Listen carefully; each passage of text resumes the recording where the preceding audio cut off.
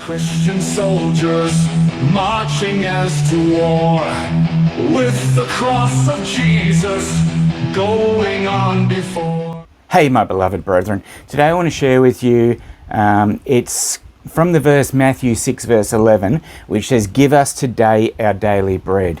Okay, so for those of you who can remember the approach of the year 2000 and the fear of the Y2K virus that they said was going to hit, then on to COVID 2020 and all of the other end of world forecasts like the Mayan calendar, for instance, we remember these because they all invoke fearful self-preservation survivor thoughts and feelings of needing to store up supplies in preparation of a coming or looming disaster. Now, during the great toilet paper shortage of 2020 and 21, when supermarket shelves, warehouses and online shops were empty, people had to come up with creative replacements for it. From wet wipes to tissues to napkins, most individuals found a way to make do. Now, it's easy to get caught up in storing up more products than needed at the time just to be safe and prepared for the unexpected. But where does being prepared cross over to being fearful, which leads to hoarding, greed, and selfishness? Now, in Luke 12 verses 15 to 21, Jesus deals with this issue. He said to them, "Watch out, be on your guard against all kinds of greed. Life does not consist in an abundance of possessions." He then went on to tell them this parable. The ground of a certain rich man yielded an abundant harvest, and he thought to himself, what should I do? I have no place to store these crops. Then he said, "This is what I'll do. I will tear down my barns and build bigger ones, and there I will store my surplus grains.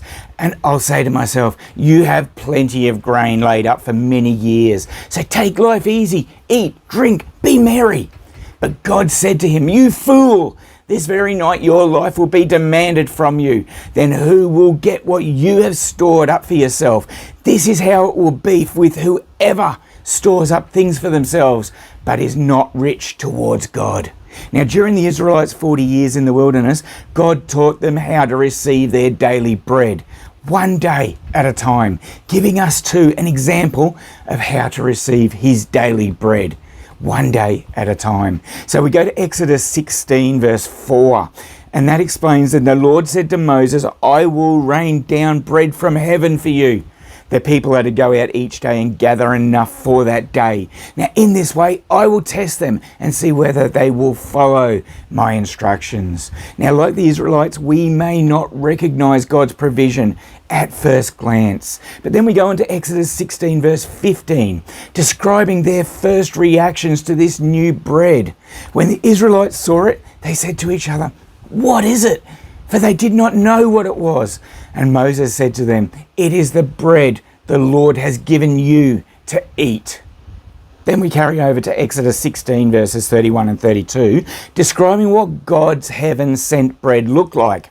The people of Israel called the bread manna.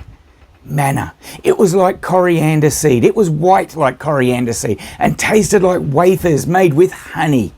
Now Moses said, "This is what the Lord has commanded.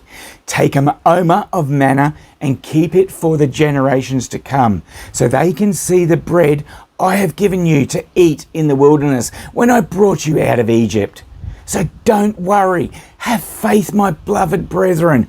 Rather than compulsory store up supplies, in Luke 12, Jesus tells us not to worry about our lives, what we'll eat or what we'll wear, because life is more than food and our bodies more than clothes. Now, Jesus also points out how birds don't sow or reap and have no storeroom or barn. Still, God meets their needs by feeding them. He tells us that we are much more value to God than them, than the birds, assuring us that worrying doesn't add a single hour to our day, to our life. So why even bother to spend any time worrying?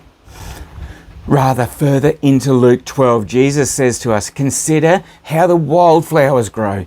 They don't labour or spin. Yet I tell you, not even Solomon in all his splendour was dressed like one of these. If that is how God clothes the grass of the fields, how much more will he clothe you, you of little faith?"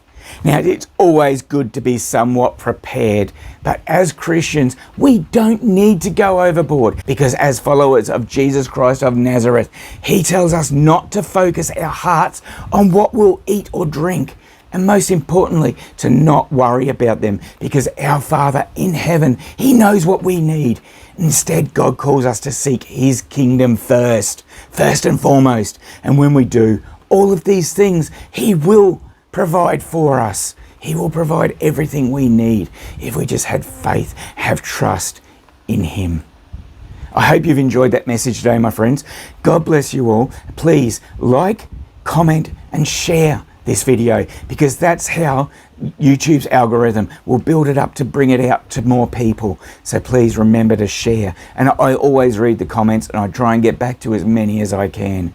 But please just hit the like button as well and subscribe if you haven't already.